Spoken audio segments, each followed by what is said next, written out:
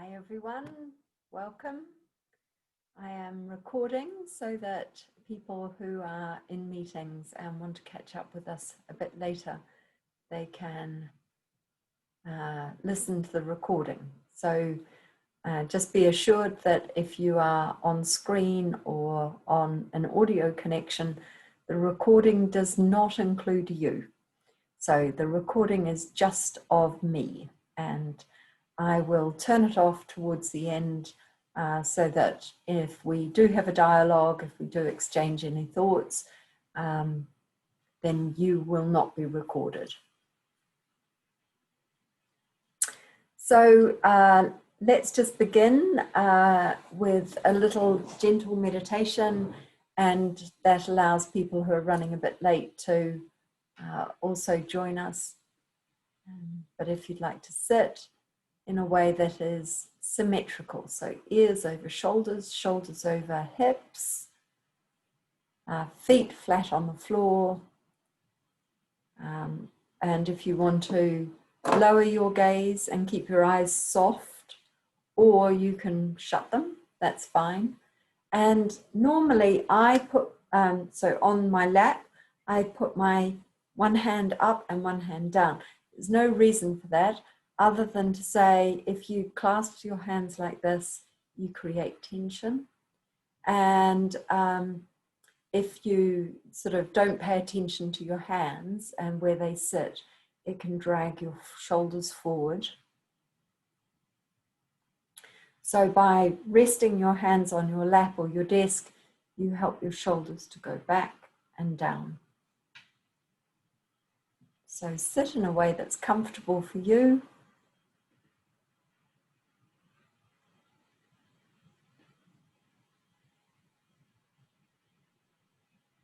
And you move your attention into your body and down inside of your body. If you're wondering how to do that, think about attention as a spotlight. So you turn the spotlight in and down.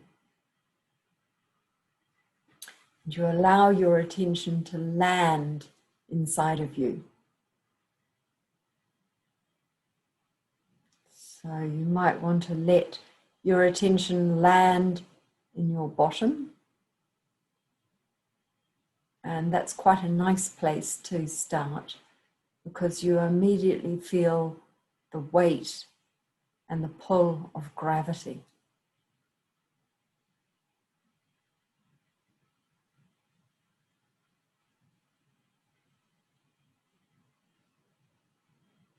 So when we attend to something, so when we put our spotlight of attention on something, we're looking to become intimate with the experience.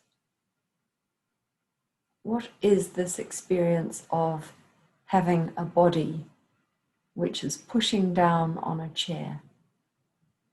What is this experience of gravity that we feel but largely ignore?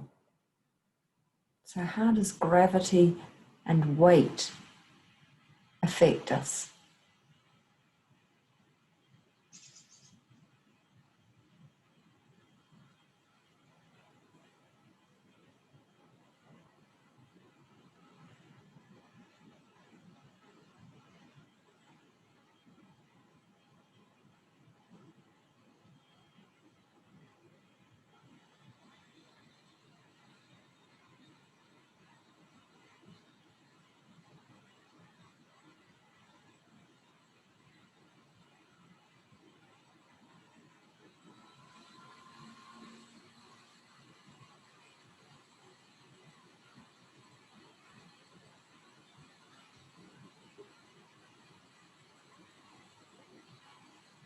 As you settle, as things become softer and stiller, begin to widen your appreciation, so widen your attention, so you become more aware of more aspects of your experience.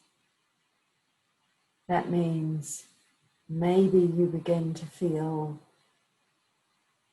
a bit of a breeze on your skin. Maybe you feel the heat of sunlight. Maybe you feel some tension in your body. Maybe you feel tired. Maybe you feel jittery or agitated. Maybe you notice noise or sounds. Same attitude as we had as we came into our bottom. Just to notice, what is this experience? What is it that's having an effect on me?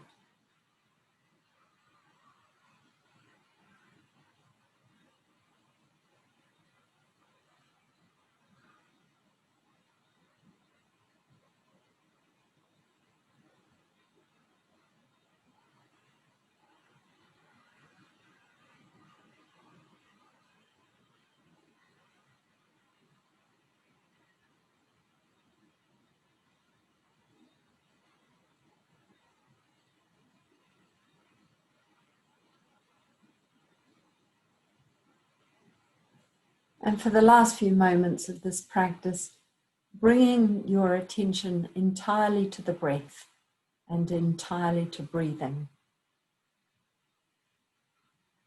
Same questions, same quality of attention to the breath. How does it happen? Where does it happen? What is my experience of this?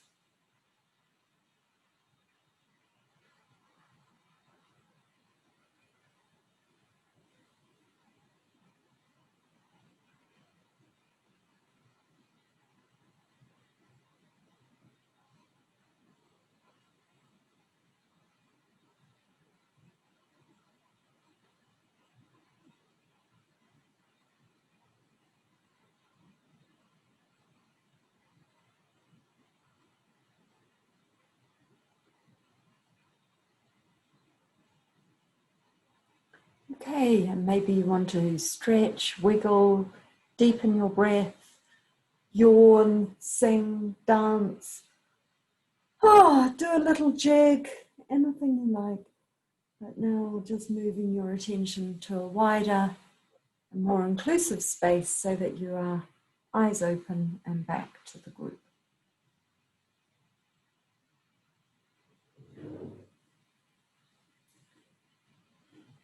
So lovely to see you, and I know that there is a big department meeting today, so some of our regulars are not with us, and they've promised that they're going to watch this video and catch up, so you'll run as normal. I suggested on the WhatsApp group that we look at joy today. So that's going to be the focus of our practice. But I also had an experience last night, just to let you know. I went to some tennis coaching and the coach kept interrupting. So we would be practicing, tennis practice isn't so different from mindfulness practice. It's all practice. It never ends. You never stop. You never say, well, even Roger Federer and Nadal and all of those guys are still practicing, right? So it's not like we finish a practice and we're done. But nevertheless, the tennis coach kept interrupting us to make corrections or tell us a story. And I realized when I thought about his teaching style that I too often speak for too long. So I intend today to speak a little less than possibly I would, but let's see whether I can actually be that succinct. So joy is made up of three components, and joy itself contributes to a life that we can live which is free of fear and free of attachment. So joy itself contributes to an entire life which is more free, more fulfilled. And the three components of joy are wonder. So that is our ability to soak on the natural world, our ability to be enthralled and captivated by the world that surrounds us. And actually, that might not just be the natural world, that might be the wonder of music, the wonder of art, the wonder of connection, the wonder of, just all sorts of beauty in our lives. So joy is supported by wonder. Joy is also supported by gratitude. That is an appreciation of all that is good in our lives. So we can have gratitude for tiny, tiny little things that we could so easily overlook. We can have gratitude for all the automatic parts of our body that are taking care of us. So imagine for a moment just having a little bit of gratitude for the heart that's beating in your chest. You know, if you think about it, if that heart doesn't beat in your chest, you don't live for very long. But not many of us wake up in the morning and feel grateful for a heart that is beating, or a pulse that is racing, or breath that is breathing. So joy relies on us for grounding both the wonder of the world, so those things that are big and very manifest for us, you know, the things that we really couldn't take for granted. So, you know, trees, sunshine, the warmth of sunshine, you know, some of those things that many of us really do relish. We don't take them for granted because when we see them or encounter them, we have a natural uprising of sort of wonder and awe. But joy is also supported by us pulling to the foreground, you know, making a bit of a conscious effort to find the things that are below the surface, those things that are actually taken for granted, they're automatic, that we easily forget or put out of our mind. But they too are contributing to our well-being. They're contributing to our happiness. They're contributing to our equilibrium. And joy, to find joy in our lives, requires that we pull that forward, that we don't take them for granted. So they can be tiny things, like tiny but important things. So things like, I wake up and I have slept for 7 or 8 hours. You know, that is amazing. That is to be relished, to be appreciated, to be joyful about, because 7 or 8 hours sleep should not be taken for granted. And yet it often is.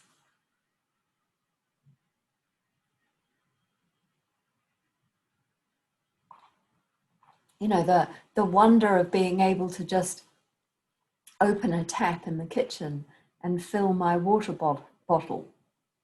You know, the wonder of being able to put it to my lips and drink at will, whenever I please, whenever my body signals that it needs thirst to be quenched.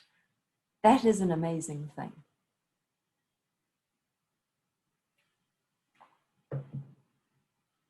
But the third component that joy relies on, which we often overlook, is forgiveness. We cannot be joyful if we are harboring a grudge, if we are holding on to anger, if we are caught on resentment, these things all require us to forgive. Now, forgiveness may not be forgetting. So I want to acknowledge that forgiveness is not dishonoring important aspects of our lives that have happened. But if we are unable to forgive either people or circumstance, then it's really difficult for us to find joy. And the reason I am moved to talk about forgiveness in relationship to joy is I was looking at a diary I wrote a few months ago, and I was sitting a retreat with a great teacher, and he was talking about forgiveness. And he said, non-forgiveness, so not forgiving, is like drinking poison and hoping your enemy will die. And I just thought, that's genius. That is absolute genius. So like drinking poison and hoping your enemy will die. And another great teacher said to me years ago that holding anger was like holding a hot rock or a hot coal. You know, we pick it up with anger in order to throw it at our enemy, to throw it at somebody who has disrespected us. But in picking up this hot rock, in picking up the coal, we've burnt ourselves. So this is what points us to the importance of forgiveness as one aspect of joy. So just to pull this together, I've got a very beautiful piece of writing by a very great teacher about joy and how we bring these three elements of our lives. So that's wonder, gratitude, and forgiveness, and how the alchemy of these three elements allow us to find joy, allow us to embrace more joyfulness. Live in joy, in love, even among those who hate. Live in joy, in health, even among the afflicted. Live in joy, in peace, even among the troubled. Look within, be still, free from fear and attachment. Know the sweet joy of life. So this is again pointing to joy as part of the kind of ultimate desire to be free from fear and attachment, to live a life that is the most free. So we are going to do a practice now and work our way around those three elements and just explore them together in relation to our own joy. So we'll sit for about 25 minutes. If you want to lie down, that's a really good way to practice. If you want to sit, then please get yourself comfortable and symmetrical.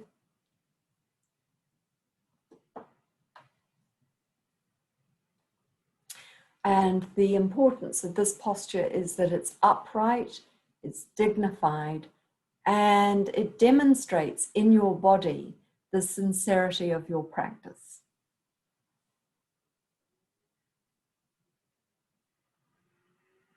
So just beginning by coming into your body and down.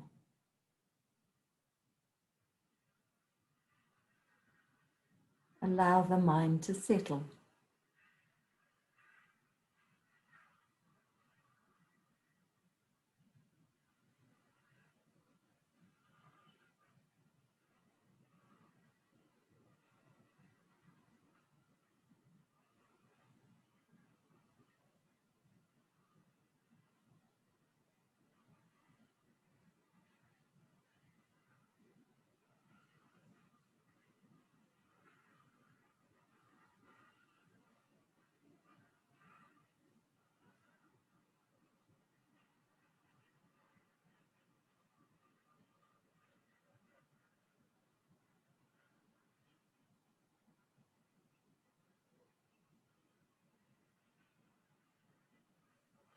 Begin to track your experience of breathing.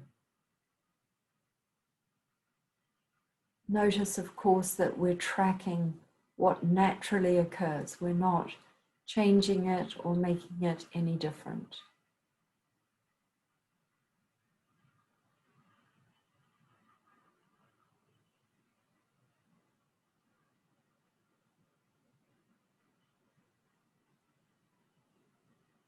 This is an opportunity for you to find out more about your own breathing. Make it into an investigation into, how do I breathe? What makes this breath special?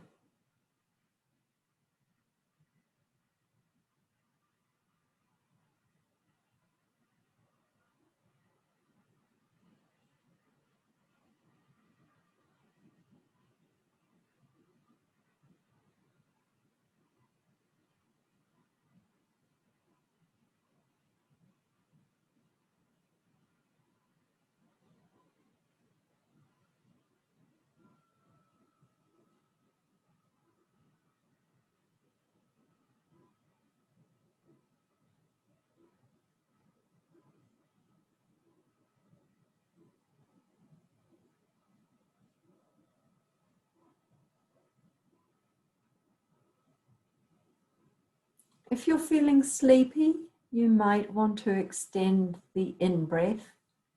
That gives you a little bit of energy. And if you are agitated or stressed, you can extend the out-breath very slightly, and that will help relieve stress or tension.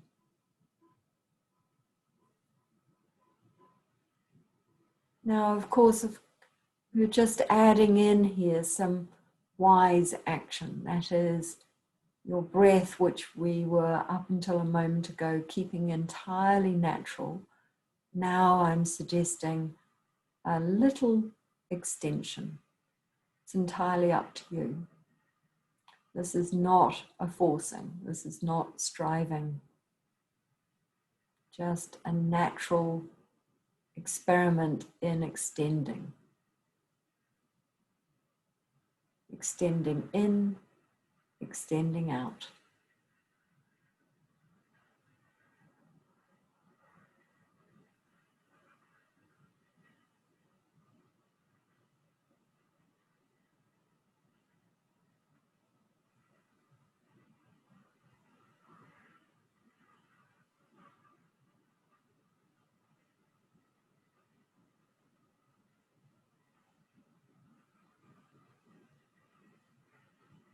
Okay, and when you're ready, just let go of those extended breaths and return to natural breathing. And of course, you might find your natural breathing has changed because of the extensions, but you may not.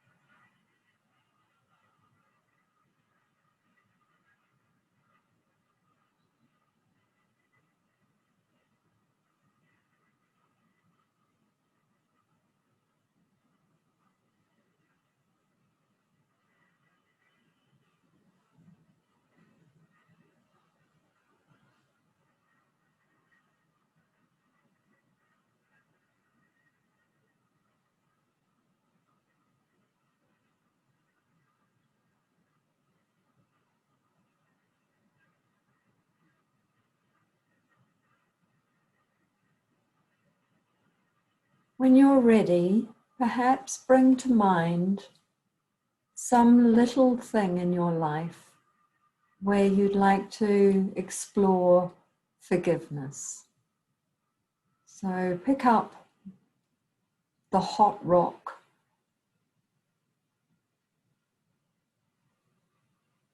And firstly, just feel how you might be burning yourself by holding on to some aspect of this experience or some aspect of this interaction with somebody else. So notice for the first time, perhaps, how you are injuring yourself, harming yourself by holding on to non-forgiveness. Now, please do not get caught up in the story of how this came about. He said, she said, they did, they didn't. That's not the purpose of this. The purpose is to look at the residue, the residual feelings, the feelings of hurt and anger and upset. But to even go deeper than that, and now to see how you slightly perpetuate it or fuel it or keep it alive or hold on in some way. And just notice how that is actually harming you. Continuing to tell the story, continuing to pick away at it, continuing to believe the story, continuing to tell the story, repeat the story, embellish the story, whatever.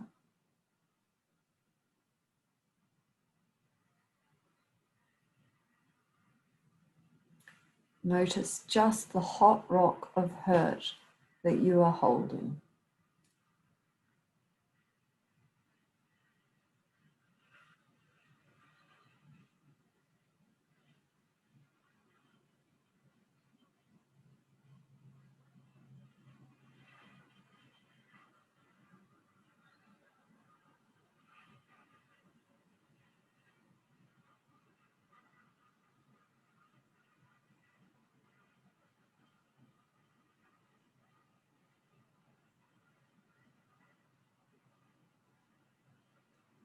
Now, when you're ready, imagine putting that hot rock down. Imagine letting it go. Noticing what relief that brings you, what freedom that invites.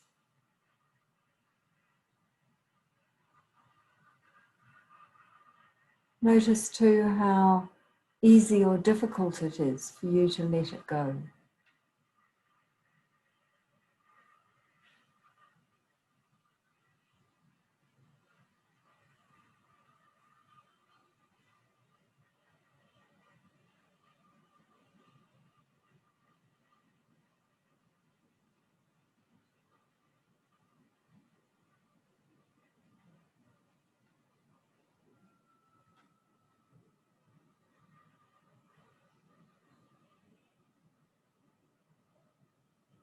And notice too what it might take for you to let go of the hot rock of hurt.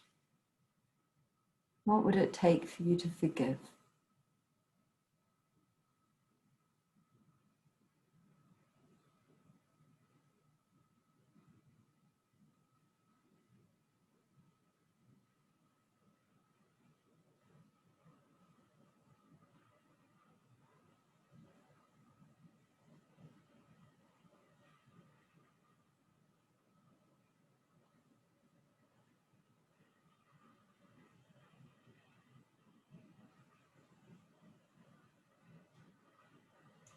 Okay, and returning to your breath now.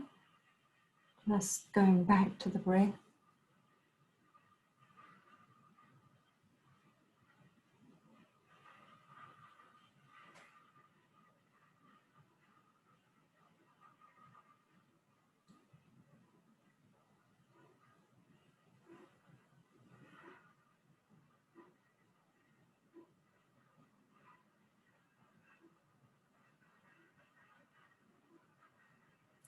Moving now to gratitude and remembering and bringing to mind all the taken for granted aspects of your life, all the things in your life that you are grateful for. So bringing something or some things to mind.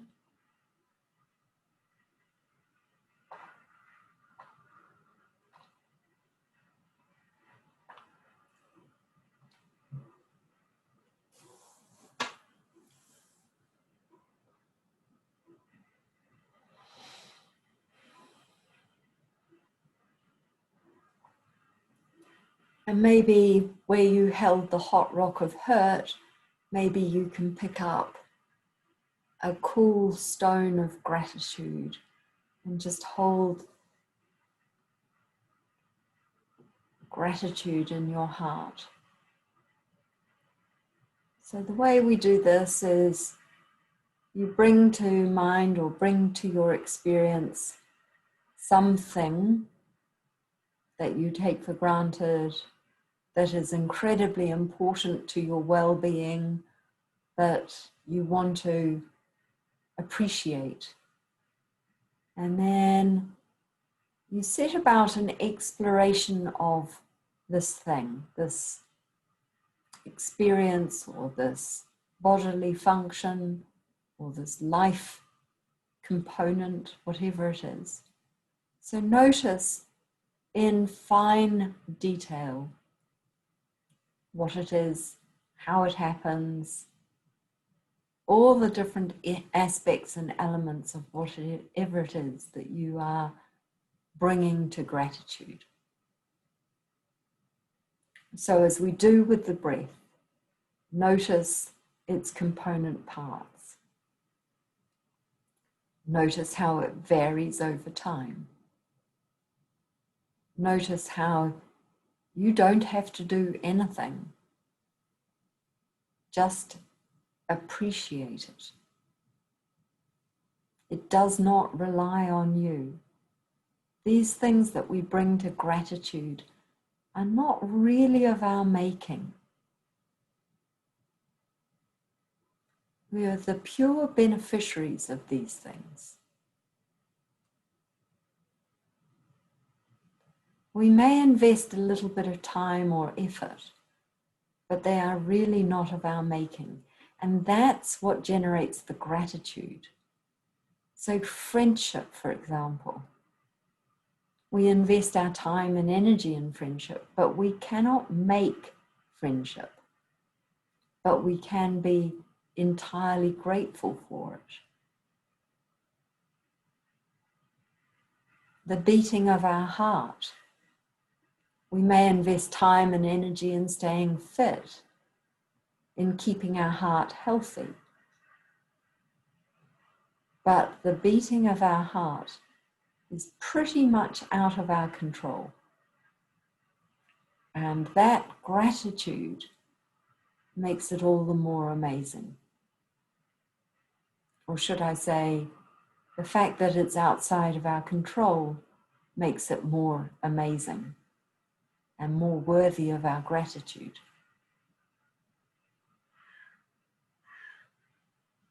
So whatever it is that you want to hold in the palm of your hand, bring your awareness and attention to the fine details.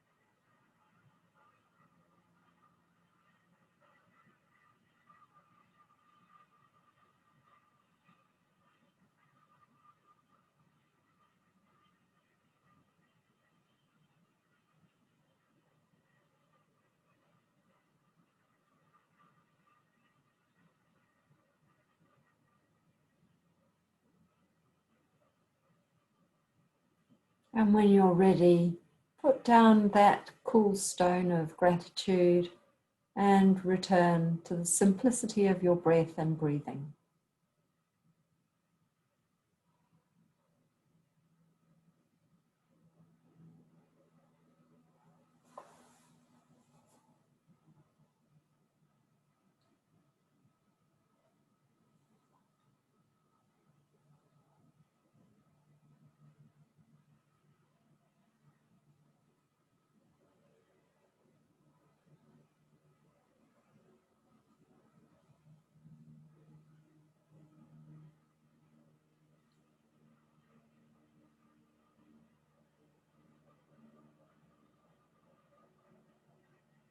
Now, when you're ready, instead of holding something in the palm of your hand,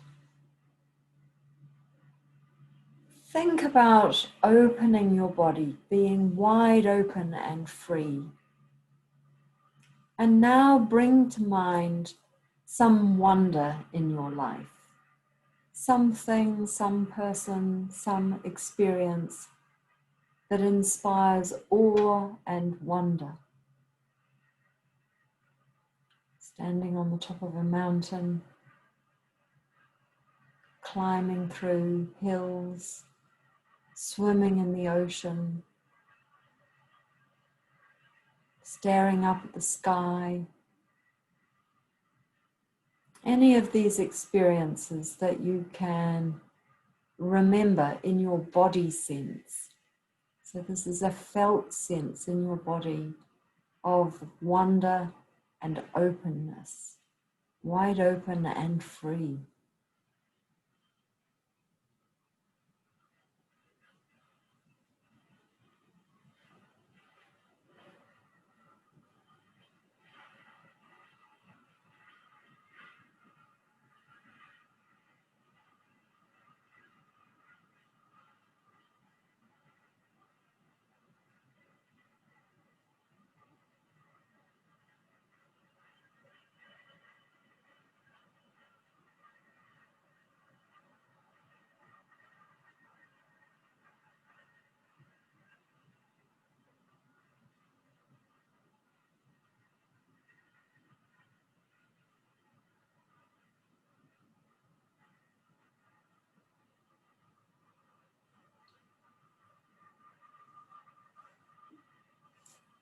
And maybe it's entirely obvious to you, but I'll just say it, that this idea of bringing to mind something that you wonder and are in awe of, do notice the effect that it has on your body. Do notice the effect it has on your mind, your emotions, your mood.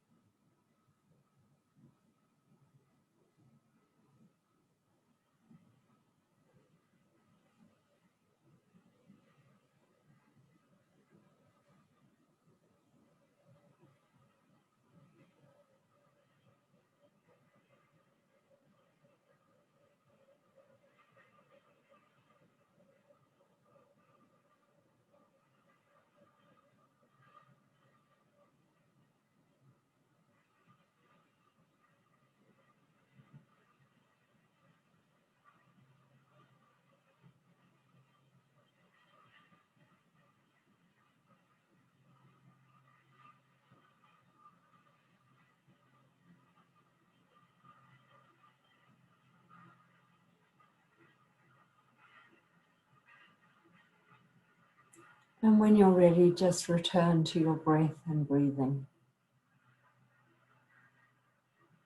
And perhaps for the last few moments of this practice, you might notice for yourself what's changed, what shifted, what moved for you during the practice.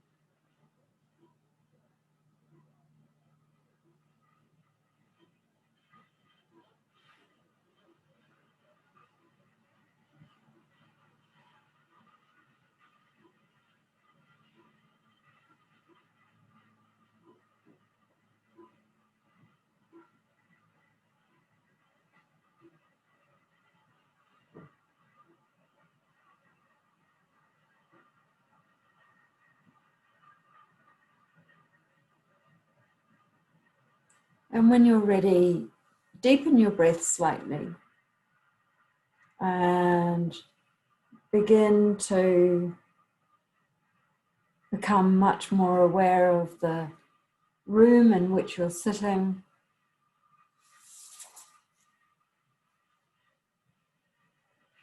And when you're ready, stretch, wiggle, come back to eyes open. Now there's a tractor just outside my window, so excuse me, I'm going to shut the window, otherwise you might not hear me. Excuse me.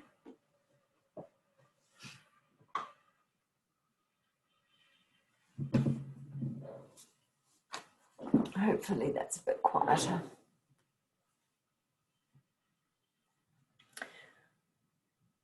So welcome back, and